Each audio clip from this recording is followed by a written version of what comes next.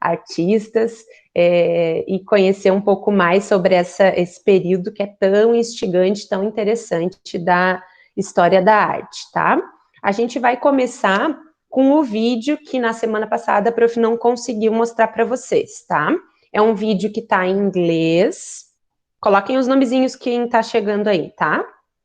Um vídeo que está em inglês, mas a gente vai... tem a tradução, né? A prof colocou. Mesmo que vocês não entendam, que tá, né, não consigam ler com tanta agilidade, depois vocês podem olhar o link que a prof vai colocar, já colocou, inclusive, naquele material que foi encaminhado para a turma, já tem o link, vocês podem acessar e olhar com calma, devagarinho, cada uma das partes desse vídeo. Ele basicamente vai falar um pouquinho de como o Brunelleschi construiu aquela abóboda tão impressionante que a gente viu na semana passada, tão enorme, tão grandiosa e tão difícil em termos arquitetônicos, né? Porque ela tinha muitos desafios matemáticos, geométricos e arquitetônicos ali para serem resolvidos. Um cara daquela época, ele fez uma coisa muito avançada, né? Né, meu amor, lembra que a gente falou que ele teve até que fazer ferramentas novas, coisas que não existiam, porque não tinha, sem inventar outras coisas, sem criar novas coisas, não conseguiria construir o que ele construiu, tá? Então, assim, a prof vai desligar o som dela agora aqui e colocar o som para o vídeo, tá? Então, eu não consigo falar com vocês, tá? Mas aí logo depois que terminar o vídeo, que a gente assistir, eu volto a conversar com vocês, tá bom? É um vídeo curtinho. Combinado? Prestem atenção, tentem olhar ali as imagens que vão aparecer, tentem fazer a leitura, um vídeo em inglês, eu falei, né, para vocês, mas tá com a tradução embaixo, tá? Combinado? Não se desespere se não conseguir ler tudo e saber tudo ali. Vão olhando, observando as imagens também, que elas vão contando um pouco essa história. Combinado? Agora eu vou fazer o procedimento aqui da configuração do som, tá?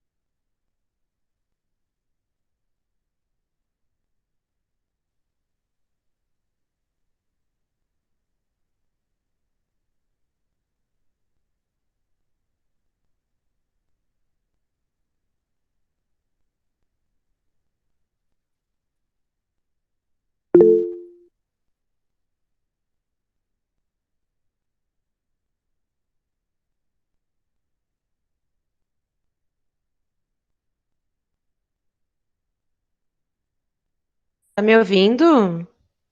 Sim. Caiu sem querer, vou voltar aqui a fazer a funçãozinha, tá? Demora um pouquinho, é meio chato, mas daqui um pouquinho tá aparecendo aí para vocês, tá? Faz um certinho depois, se tiverem ouvindo o vídeo, do áudio do vídeo, tá bom? Uhum. Combinado, então. Obrigada, amores.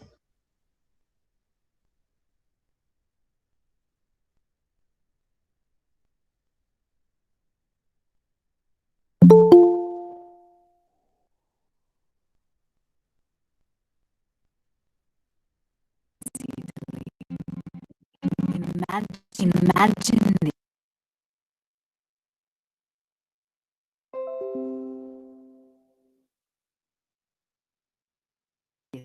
It's 1418 in Florence, Italy. You've been challenged to build a great dome for the Santa Maria del Fiore, one of the grand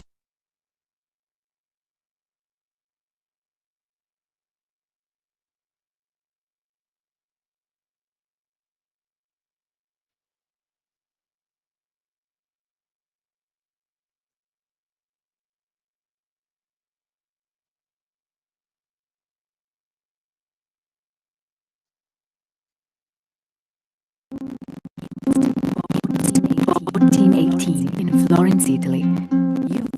You've been challenged to build a great dome for the Santa Maria del Fiore, one of the grandest cathedrals ever built.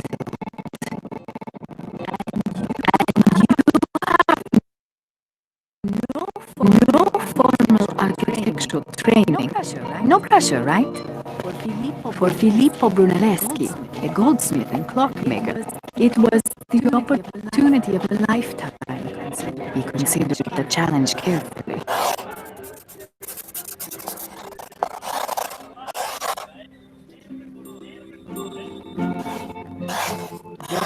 Then proposed a daring plan, using methods that experts don't fully understand even to this day. At the time, domes were often built as semicircles. But the town fathers required that Brunelleschi build an 8-sided dome that would be even taller and stronger. It would also have no central support system to hold it up during construction. Even worse, the dome's base was an imprecise octagon with no true center. But Brunelleschi had that covered. There would be two domes instead of one, an inner and an outer shell, held together by giant brick arches and interlocking rings of stone and wood.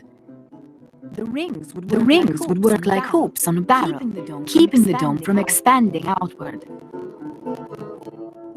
To move heavy loads hundreds of feet up, Brunelleschi designed ingenious swing machines, including an ox-driven hoist and massive lifting devices far ahead of their time. So, revolutionary design? Check. Groundbreaking engineering? Check. Can-do attitude? Check. But with no central support system, how would he actually build it? First off, the masonry would have to support itself during construction. To do this, Brunelleschi placed the bricks in an herringbone pattern, which spiraled to the top of the dome, with vertical bricks acting as bookends to hold the others in place. They laid about one row a week, giving the mortar time to cure. At this rate, the dome grew at a snail's pace of about a foot a month. But perhaps most puzzling is how he was able to place the bricks with such precision. Many experts agree that he used guide ropes. One theory states that ropes ran from a flower pattern on the work platform that showed exactly where the bricks should go. Another has ropes running from the dome's center, tracing a series of cones that grew smaller as they ascended to the top. Still another suggests a different arrangement of central ropes and wooden templates. However it was done, it worked. The 8 bases of the dome met at the top precisely, just as Brunelleschi had planned. In all, it took 16 years to complete the dome. When he died in 1446, Brunelleschi left behind no sketches and no details as to exactly how he achieved his masterpiece. Today, it remains the largest masonry dome in the world, more than 500 years after it was built.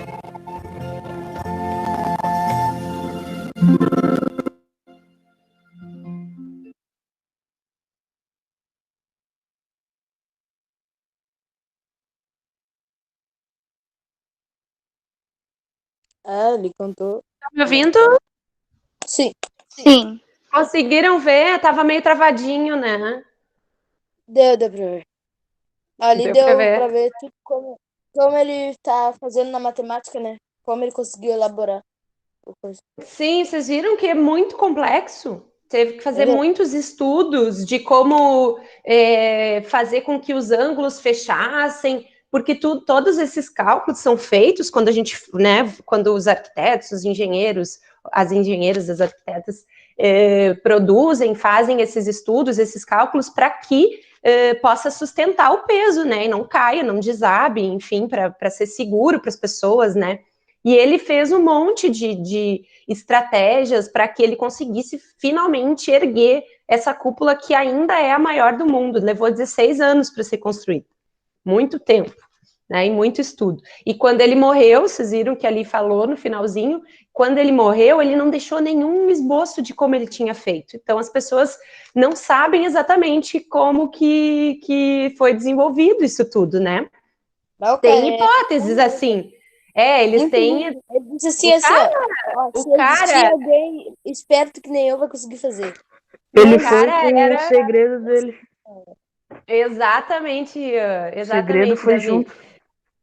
A galera, assim, ó, depois, claro, eles têm algumas hipóteses de como foi feito. Vocês viram que até a forma de colocar os tijolos, ele mudou, ele fez Aham. uma forma em que eles Diagonal. se amontoavam diferente ali para conseguir tudo isso, para conseguir construir essa baita dessa cúpula, tá?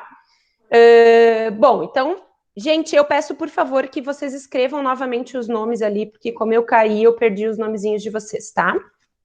Please. E aí, minha gente, vamos seguir, então, agora eu vou compartilhar a tela com vocês e a gente vai continuar falando do Renascimento. Obrigada, galerinha. Coloca os nomes ali, quem tá aqui.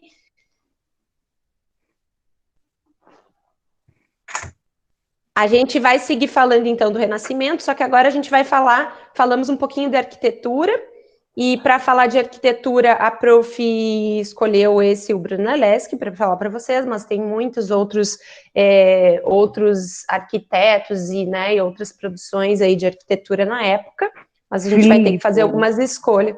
Os Filippo, vocês gostaram do Filippo, né? O cara é bom, Tem outras, né? Estão vendo a tela agora, amores? Sim. Sim. Aquele esquema, né, que a prof agora não enxerga vocês. Mas aí, qualquer coisa, liga o microfone, fala comigo, tá? Ai, que houve o cabelo da Mona Lisa? Ai, aqui a prof botou umas brincadeiras, gente. Aqui são os memes, né, com obras importantes desse período, né? A Mona Lisa aqui na quarentena, ó. Descabelada. É só uma brincadeirinha. Mas é porque agora a gente vai, aqui, né, um Michelangelo, aqui um Botticelli, a gente vai, uma releitura, né, dessas obras importantes do Renascimento, e a gente vai falar sobre todas não, né, que todas é muita coisa, a gente vai falar sobre algumas delas. Mas essas que estão aqui, com certeza a gente vai falar, tá? Que são as releituras aqui. É legal porque a prof gosta de botar essas leituras, esses memes, porque quando a gente estuda, né, é legal a gente saber as referências de onde a galerinha está produzindo esses memes baseados na história da arte, né, em obras importantes. Então eu coloco aqui só para instigar a gente a pensar sobre isso tudo. Buenas, minha gente. A gente vai falar um pouquinho de outros artistas agora, né? Mais voltado para as artes visuais, então, para os desenhos, pinturas, tá? Retomando, então, que nesse período do Renascimento foi um período, então, de grandes descobertas. A gente estava falando um pouco sobre isso na semana passada. Um desenvolvimento da ciência muito grande também, então, muitas pesquisas em relação aos conhecimentos anatômicos, em relação aos conhecimentos matemáticos, né?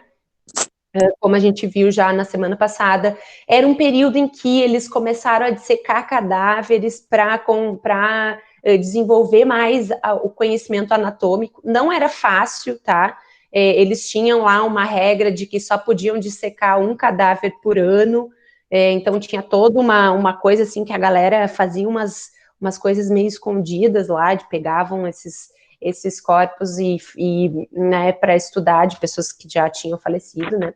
Mas, enfim, para fazer esses estudos todos, conhecer sobre anatomia e o que a prof falou e vai novamente insistir, eles eram grandes estudiosos, estudavam muito, pesquisavam muito, anotavam as suas coisas nos seus cadernos de estudo. Esse aqui é um estudo de um artista que a gente vai ver daqui um pouco, e é um estudo muito conhecido, quem já viu essa imagenzinha aqui? Vocês estão vendo meu mouse? A gente já fez, Sim. Eu fiz um trabalho com ela. Lembra dessa imagenzinha? Então, essa imagenzinha aqui é uma imagem importante, né? De um cara que a gente vai entrar aí daqui um pouquinho, tá? Eu acho que fez como se fosse Jesus, eu acho, ou algo assim.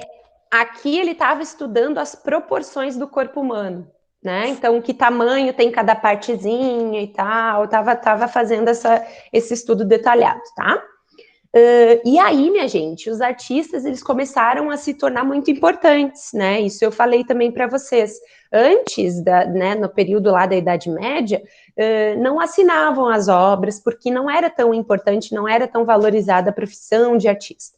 Nesse período começa a ser valorizada, porque as pequenas cortes que existiam lá na Itália, a gente está falando agora do Renascimento na Itália, tá? Depois a gente vai falar de outros países lá da Europa também. Mas nesse período tinham muitas pequenas cortes e uma das formas desses pequenos, né, cortes na Itália demonstrarem o seu poder era através das obras de arte dos artistas. Então eles contratavam os artistas, pagavam os artistas para irem fazer as grandes obras, né? E através disso os artistas também começaram a se desenvolver, né, em termos de criatividade, assim, porque agora eles eram pagos, então eles também podiam escolher que obras eles iam fazer ou não, né, porque eles eram muito disputados pelas cortes.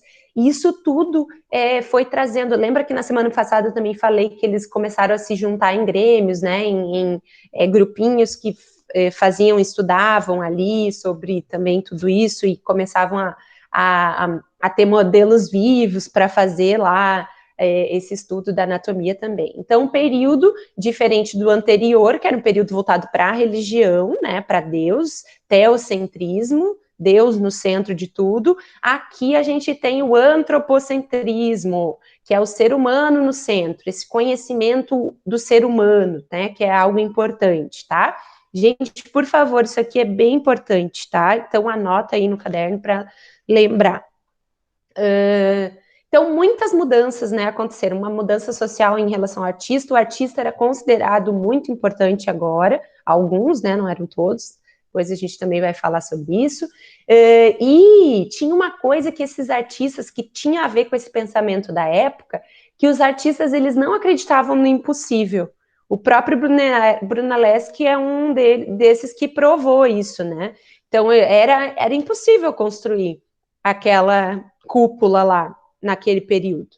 Mas ele não acreditava no impossível, ele foi atrás do conhecimento, buscou, estudou e conseguiu fazer. Então, os artistas tinham muito isso, assim, eles tinham uma gana por conhecimento, uma vontade louca de aprender e de entender todas essas questões científicas, tá? E aí, gente, com isso tudo surge também um pouco essa ideia de gênio, né? De artista como um gênio, tá? É importante isso também porque isso vai também dizer respeito ao motivo pelo qual a gente não vê tantas artistas mulheres sendo faladas aqui nesse período, tá? A gente conhece um pouco e a gente vai entrar nessa conversa mais adiante, mas essa ideia de gênio voltado para o ser humano, e esse gênio, ele tem sexo, ele é masculino, ele é um homem e ele é branco, tá? Isso é importante, é uma crítica já que a prof está fazendo aqui, para a gente movimentar o nosso pensamento crítico também, tá? Porque é tudo lindo, tudo maravilhoso, mas também tem as coisas que a gente precisa criticar, né? Nesse período, né? Assim como a gente também fez as nossas reflexões em relação ao período da Idade Média. Dá um gritinho, não dorme, que é importante essa aula. Oi. Oi. Ai, acorda, abre os olhos, dá uma respirada. Vou até tomar uma água aqui. Vamos lá, não vamos dormir. Gombrich, gente, é um cara que é uma das referências que a prof usa da história da arte. O livro dele, de história da arte, é o livro mais vendido do mundo da história da arte. Então, assim como o da Graça Proença, que a prof já compartilhou com vocês, esse é um cara que a prof também estuda para ter esse embasamento para conversar com vocês, tá? E ele fala em relação, essa frase foi tirada do livro dele, ele fala em relação àquilo que a gente estava falando do impossível, né? Então, ele diz assim, ó: para esses homens, nada parecia impossível. E talvez seja essa a razão pela qual eles, por vezes, realizavam o que era aparentemente impossível. Então, aquilo que eu estava falando para vocês, eles iam atrás e buscavam conhecimento para realizar aquilo que diziam que era impossível, que eles não acreditavam que fosse impossível. E aí a gente chegou num nomezinho aí já, num primeiro nomezinho de artista. A gente vai começar por uns que provavelmente vocês não conhecem tanto, mas depois a gente vai chegar naquela galera que é mais conhecida, tá? Então, começando aí pelo Tomásio Masaccio. O Masaccio, essa aqui é uma obra dele, ó, depois eu vou mostrar, é um detalhe de uma obra dele, tá? É um detalhe de uma obra que está lá na Capela Brancassi, em Florença. Florença foi um grande centro de desenvolvimento da arte, né? Então a gente vai ver muitas coisas que a gente vai ver estão em capelas, em lugares importantes desse lugar que foi um centro importante aí de afloramento da arte, tá? Ó, chegou alguém, peraí. Oi? Entrou? Qualquer coisa me avisem, tá? Se alguém não conseguiu entrar aí. Uhum. Aí, galera, o Masaccio, então, foi um desses primeiros caras de artista, né, que fazia pinturas, então, nesse período. Ó, peraí, que eu vou... Chegou alguém. Permitir.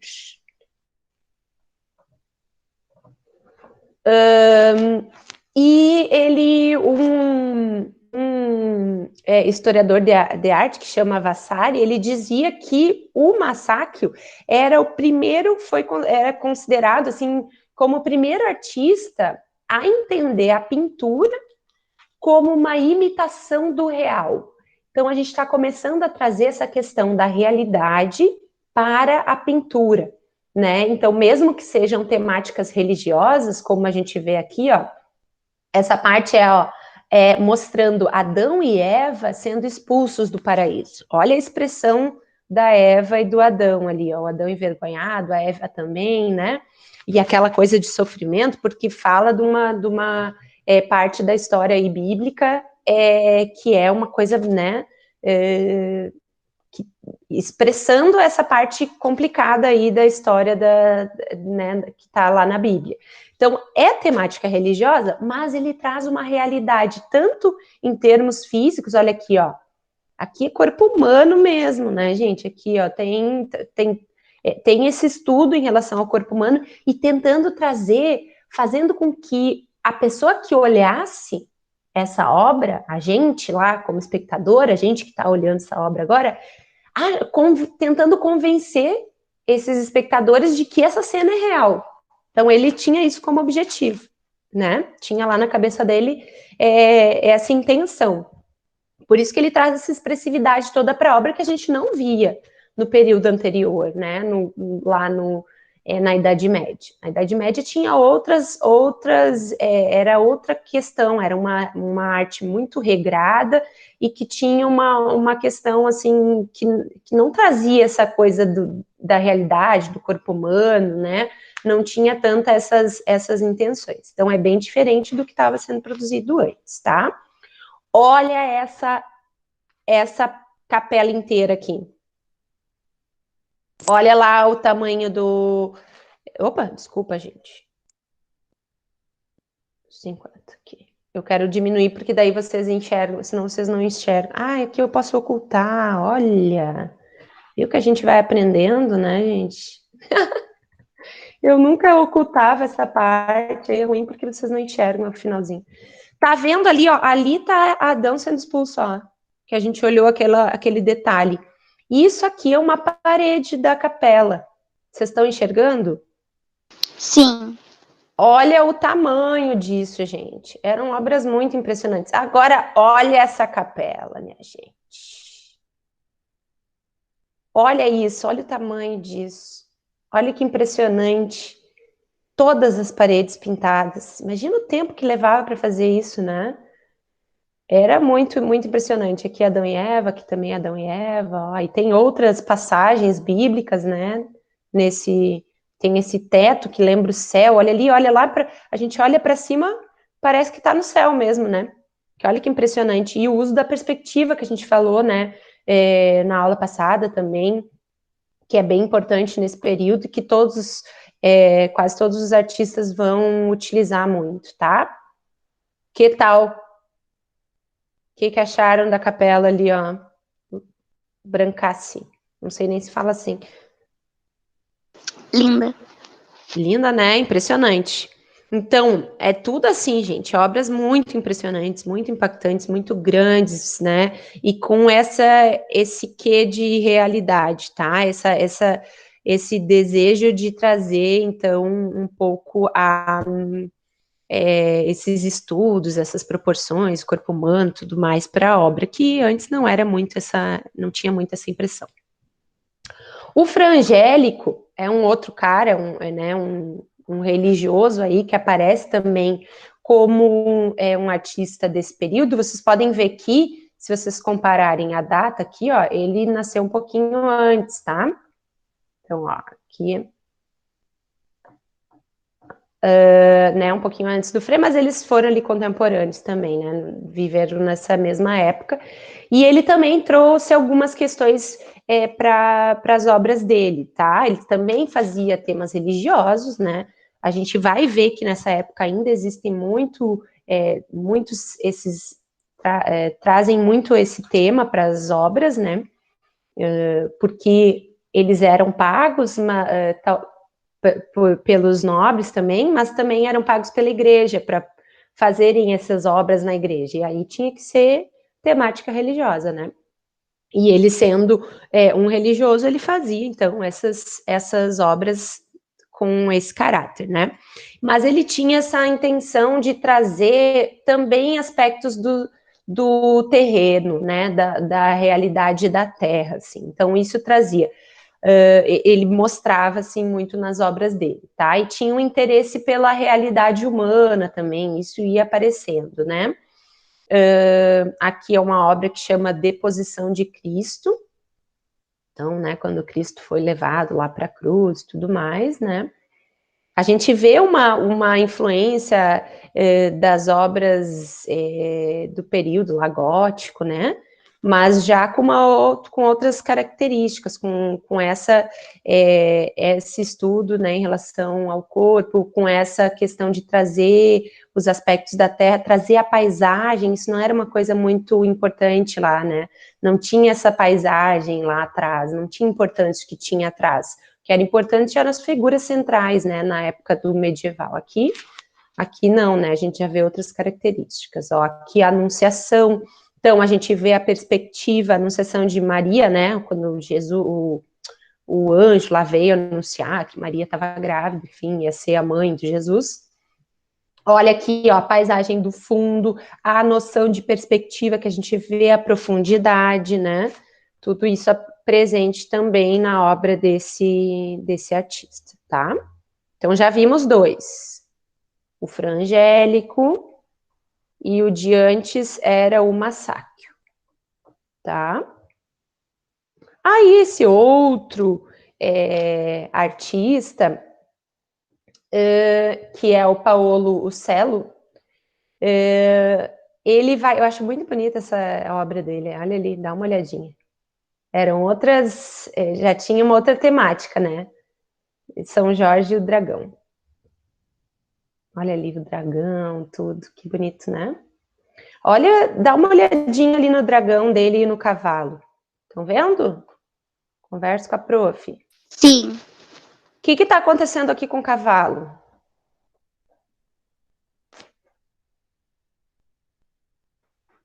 Alguém? Sei lá, tá dando um pulo? Tá dando um pulo, yes! E ali, ó, o dragão. O dragão tá levando? Tá levando aqui uma flechada, né? Não sei nem o nome disso aqui. Uma lança? Uma lança. Isso, amores. Então, gente, uma das características desse... Ah, não sei te dizer. Não sei, mas deve ter uma explicação, talvez, tá? em relação a essa mulher. Olha, ela tá segurando o dragão. Enfim, não sei. Mas deve ter uma explicação para isso. Se vocês quiserem, depois a prof pode pesquisar melhor, tá? Mas o que tem de interessante nisso, né? Primeiro que ele segue também a questão dos estudos, né, matemáticos e princípios matemáticos para fazer a obra dele, a relação da arte com a ciência, está sempre presente na grande maioria desses artistas, e ele tenta, gente, muito retratar o movimento no quadro. Olha que interessante, ele pega justamente o momento em que o cavalo está ali meio assustado, levantando aquelas patas ali, né, da frente. Ele tenta trazer essa intenção de movimento para a obra. Isso é bastante diferente, assim. Ele ainda traz muito a fantasia do período medieval, né? Então a gente vê esses cavalheiros, o dragão, né? Tem um pouco essa fantasia aí que era do período anterior, mas ele já tem esses outros elementos que é o mais importante desse cara é a questão de apresentar, retratar o momento em que acontece o movimento ali, né? Então ele tem essa intenção. Olha que bonita. Ali tem noções de perspectiva, a gente consegue ver, então, o fundo lá, né, como uma coisinha menor, então a gente enxerga essa proporção, né, e enxerga essa profundidade, e, enfim, a questão do movimento aqui está um pouquinho mais aproximado, vocês conseguem ver. Essa é uma outra obra dele também, olha que impressionante essa obra. Essa obra conta aqui uma batalha, uma situação histórica que aconteceu. Exato. Olha que lindo aqui, gente. Cheia de detalhes, os cavalos caídos, né, que sofreram ataque, as lanças. Lá no fundo a gente vê que tem umas cavalarias, então a gente vê coisas no fundo acontecendo, muitos soldados, né? Então, assim, ó, a gente vê, olhando para a obra, a gente vê que é uma coisa com muito movimento, né? E ele tentava retratar isso. 3 artistas, quem lembra? É um monte de coisa, né? Qual foi primeiro? Acorda, Brasil! Não lembro. Vamos voltar? Sim, por favor. Então, ó, Tomásio Masaccio, que queria convencer as pessoas de que o que ele estava retratando era real, né? E aí fez essas obras. O Fra Angélico, que retratava questões bíblicas, né? Mas ele tinha esse interesse de trazer a realidade humana também, o místico, tudo mais, né? Ó, tinha noções de profundidade. E o Paolo Cello, tá? Que é esse que a gente falou da questão do movimento, que ele queria trazer para a obra a questão do movimento, tá? Gente, assim, é bastante informação, tá? Vocês vão ficar, como a gente sempre faz, com esse material para dar uma olhadinha, tá? A gente vai fazer alguns trabalhinhos para dar uma, né, conseguir entender um pouquinho melhor e lembrar esses nomes, tá? Não precisa decorar data, obviamente, né? Mas tudo isso para que a gente tenha referências, para que a gente conheça cada vez mais, veja as obras e diferentes artistas, diferentes obras, para a gente ir construindo o nosso entendimento sobre história da arte, tá? Mas não se preocupem, a gente vai indo aos pouquinhos. Agora o Dalla Francesca, ele ainda tem também, ó, ele não acreditava, esse cara aqui é um outro artista, tá? Ele não, aí gente, vocês viram que a gente ainda não chegou nos que a gente conhece como principais, né? Quem sabe o nome aí de um artista que era desse período e que a gente ainda não falou? Artistas importantes. Alguém sabe o nome de algum? Que fez lá a Mona Lisa. Hã? Eu Não. sabia, só que eu me esqueci. Mas quando a gente chegar, vocês vão lembrar. Porque são os nomes que a gente sempre, que mesmo que a gente não tenha visto, assim, estudado, a gente já ouviu falar. Depois, quando chegar, vocês vão falar ver. de Leonardo da Vinci. Da Vinci, quem nunca ouviu falar? Verdade. Ó, é desse período. A gente ainda nem chegou nesses caras aí. Então, tem bastante coisa pra gente ver, tá? Vamos indo aos pouquinhos. E aí vamos apreciando as obras, vamos olhando os detalhes das obras, vendo o que fica diferente de uma obra para outra. Esse é um pouco a intenção da gente estudar, tá? Tudo isso. Então, ele trazia, gente, uma coisa bem geométrica, tá? Aqui a gente vê um triângulo, ó. Tá vendo? Uma base aqui que tem esses soldados e ali o Jesus que ressuscitou, ó. Ele tá mostrando a ressurreição de Jesus aqui. Também uma cena bíblica. Tá meio ruinzinha essa imagem, tá? Mas só para vocês terem uma noção. Tá vendo? Não tem muita importância aqui, ó. Não tinha muito interesse em apresentar outras coisas que não fossem essa questão dos valores geométricos, né? Então, é uma cara que não tem tanta expressão. Olha a cara ali de Jesus, tá, né? Uhum. Tá ali uma carinha mais, né? Mais neutra. Então, porque ele queria um Tá pouco... preocupado com outros detalhes, não. Ele tá preocupado com essa composição ali. Ele queria que a composição ele tivesse essas noções de geometria, tá? Então, aqui, por exemplo, nessa obra tem esse triângulo, né, que ele traz. Então, aparece bastante. Tá mostrando que o Jesus tá no fundo ali, não. O Jesus aqui, Davi, a coisa principal que tem na tela é esse Jesus aqui, né? Olha só. Sim. Aí é isso, os soldados estão aqui embaixo formando esse triângulo, tá?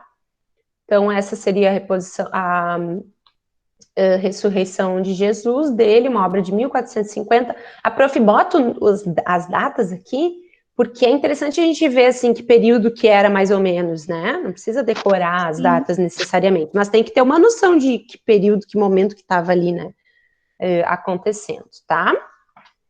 E essa é uma obra dele também, ó, que é bem conhecida. Ele é um díptico. Um díptico a gente diz que é díptico quando tem essas duas partes, assim, né? Isso era bem comum lá na Idade Média, né? E aqui ele retratou duas figuras da nobreza, bem importantes. E olha só, eles estão se olhando. Olha que curioso, né? Ele retratou de perfil. Isso aqui é bem... Oi? Fala, Davi, pode falar, meu amor. Estão se encarando. Estão se encarando ali, ó, né? Uma coisa meio, um semblante meio também neutro.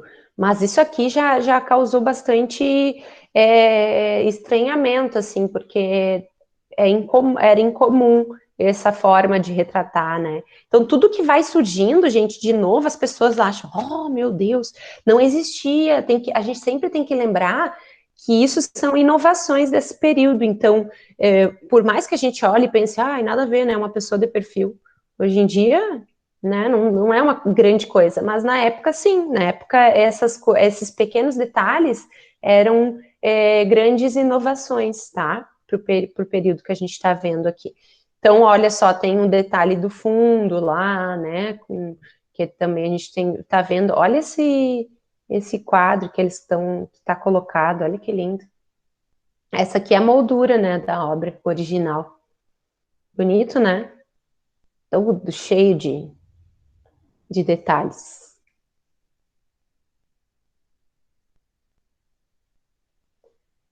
Certo, minha gente? O que acharam até agora? Legal. Muito legal. Né? Muito interessante. Sim. É verdade. Né? Muitas coisas diferentes. Então, vamos retomar. O prof vai com calma, porque é bastante coisa. Então, falamos lá, né, que para eles nada era impossível. A gente viu aquele filmezinho lá do... Ai, gente! Brunelleschi. Agora a gente falou do Masaccio, que era um dos artistas, ó. 1, 2, a gente viu o Fra Angelico, a gente viu o Paolo Cello e a gente viu o Piero della Francesca. Agora, gente, esses aqui são alguns artistas que precederam os grandes nomes que a gente conhece como grandes artistas desse período, tá? Então, agora a gente vai entrar nessa galera que é mais conhecida por todas nós e por todos nós, tá? E a gente vai começar pelo Sandro Botticelli. Eu não vou entrar em todos eles hoje, tá? Porque já faltam uns 10 minutos aí para a gente finalizar a aula. Mas a gente, na semana que vem, vai ver. Então, vai ser um momento em que vocês vão reconhecer esses artistas que a prof falou, que normalmente a gente conhece mesmo sem ter estudado, tá? Vou falar esse vai ser o nosso último slide de hoje, tá? Só para a gente entrar, assim, com uma curiosidadezinha em relação a esse cara. Aqui um retrato da Simonetta Vespuccio. Essa pessoa aqui é uma pessoa que existiu realmente, e ela era a modelo do Botticelli. Ela vai aparecer, ela vai ser uma figura o rosto dela e as proporções do corpo dela e tudo mais vai aparecer em várias obras do Botticelli. Então, a prof trouxe aqui para vocês terem essa referência. Então, ela é inspiração para várias obras. Ela é a modelo. Ela existia e ela era uma modelo que ficava lá. Sabe aquela noção de que a modelo fica paradinha lá e o artista vai ficar pintando, observando? Era assim naquela época. E uma das modelos do Botticelli era essa Simonetta Vespuccio, que é uma das mais importantes, uma das mais conhecidas, e que vai aparecer, né, as feições dela, a fisionomia dela, as características particulares dela, vão aparecer em várias obras bem importantes desse artista. Né, ele sempre, então, o Sandro Botticelli, gente, esse nome é bem importante, tá? Ele vai trazer várias, além das temáticas, né, da tradição cristã, que a gente está vendo ali que os artistas anteriores todos trouxeram, ele vai voltar lá para a arte grega, para a antiguidade grega, e vai trazer, gente, muitas questões relacionadas a esse período da arte grega, tá? Por isso que lembra que o nome Renascimento tinha a ver com isso, trazer de novo esses conhecimentos dos antigos, né, lá da antiguidade grega.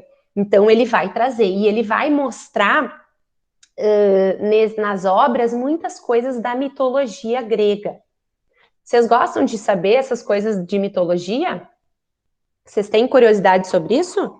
Sim. É muito legal. Dos deuses e de como as pessoas, né, na época, deuses e deusas, e de como eles acreditavam, né, e organizavam a sua sociedade a partir dessas histórias, né, essas histórias que eram contadas, que eram uma forma também de entender a realidade social e de entender questões do mundo, entender, né, como que surgiu a humanidade, essas coisas todas que a gente até, quem não tem curiosidade, né, de saber, de pensar como a gente surgiu, como os seres humanos surgiram. Então, as mitologias, elas vêm para contar um pouquinho sobre isso, assim, né, então são histórias que trazem muitas coisas importantes aí sobre como os gregos, né, no caso que a gente vai dar uma estudadinha, pensavam a criação do mundo e a existência, né, dessas situações, a relação com a natureza, então o sol, a lua, as transições das estações, a primavera, né, o verão, a agricultura, então todas essas questões, assim, que eram importantes ainda são, né, como não ser importante a relação com o tempo, a relação com as estações, para a gente é importante, os gregos tinham essas mitologias para explicar tudo isso, né, então tinha deusas e deuses que explicavam a existência de todas essas coisas, tá? E o Botticelli, ele vai trazer isso nas obras dele, tá? E aí a prof vai explicar um pouquinho essas histórias. Vocês gostam de saber dessas histórias? Vocês têm interesse? Falam aí com a prof. Pode botar no chat também, depois eu vou ver. Tá? Então a gente vai ver.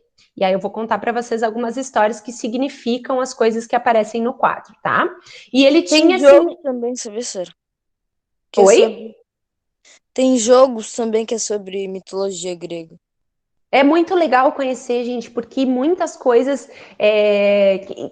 na Grécia Antiga também tinham muitos filósofos, né, Então, pessoas pensadores, né, e também tinham pensadoras, mas era mais valorizados os pensadores, que desenvolviam essas reflexões em relação ao mundo, né? Então, é legal a gente conhecer também. Eu sou bem curiosa nesse sentido e eu vou trazer algumas coisas aqui para vocês, tá? A gente vai estudar aquilo que aparece nas obras, tá? Para não, porque, né, é muita coisa que tem aí para a gente ver desse período. Então, ó, tinha essa intenção de expressar esse ideal de beleza, tá? Ele trazia essa beleza idealizada, tá? Então, essas mulheres que ele trazia, que ele, né, se inspirava na Simonetta, né, olhava para ela e fazia, ele trazia essa beleza idealizada, tá? Que tem relação com a antiguidade clássica, que também tinham esse ideal de beleza, tá? Para terminar, olha essa. Quem nunca viu essa imagem? Essa é uma das mais famosas, né? É famosíssima, gente. Na internet tem 1 trilhão de memes sobre essa imagem. E releituras. Que eles são negros, né? Que eles são negros. Tem uma que é uma artista que fez essa reprodução como se questionando esse ideal de beleza branco, né? E ela coloca pessoas negras na imagem. Sim, tem muitas releituras. A prof, semana que vem, eu queria, né? Mas tá muito frio. Eu tenho uma camiseta. Semana que vem eu vou trazer para vocês, tá? Que é uma camiseta que tem esse meme aí na carinha. Semana que vem eu vou explicar a mitologia deste quadro, que é o Nascimento de Vênus, do Botticelli, muito conhecido, muito importante.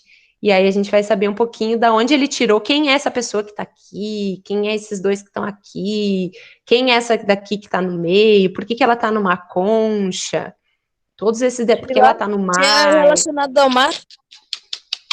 Vamos descobrir semana que vem. Tá? Então, a gente vai descobrir o que tá por trás dessa pintura aqui toda. Combinado? Sim, senhora. Então, eu vou finalizar aqui, meus amores. Então, venham inspirados para ouvir essa história semana que vem. Vocês ainda estão vendo? Estão, né? Aqui, ó, interromper. Tá, tirei. É que como eu tirei ali, não apareceu mais, eu não sabia se vocês estavam vendo. Apareçam para a prof, por favor. Por hoje a gente vai finalizar, tá, gente? Porque é bastante informação já. Querem tirar alguma dúvida em relação a tudo isso que a gente viu, que é um bando de coisa? Um bando de artista? O que vocês acham que é mais importante? Olha esse nenê! Oi, Francisco. Oi! É o Francisco. Oi, Lu! Que bom te ver, meu amor. Tudo bem? Alguém quer tirar alguma dúvida em relação... Se eu fosse perguntar assim para vocês... olha, se concentra. Se eu fosse perguntar para vocês de tudo isso que a gente viu, o que vocês acham que, de modo geral, é mais importante aí? Tenta lembrar alguma coisa, alguma característica do Renascimento. Não precisa ser só do artista, não. Tá? Dos artistas, porque eu sei que é bastante nome, talvez vocês não tenham decorado os nomes. Ter um fundo de tela. Fundo, a parte do fundo que tem a ver com a perspectiva, sim. O que mais? Quem lembra de características do Renascimento importantes aí que a prof explicou para vocês? Pinturas humanas também. Estudo das formas humanas, sim. Tem uma palavrinha para dizer essa... Arquitetura, desenvolvimento da arquitetura, muitos estudos, né, matemáticos e geométricos e tudo mais para arquitetura. Detalhes em que sentido? Pode falar, gente, não tem que ter vergonha e medo de falar, não.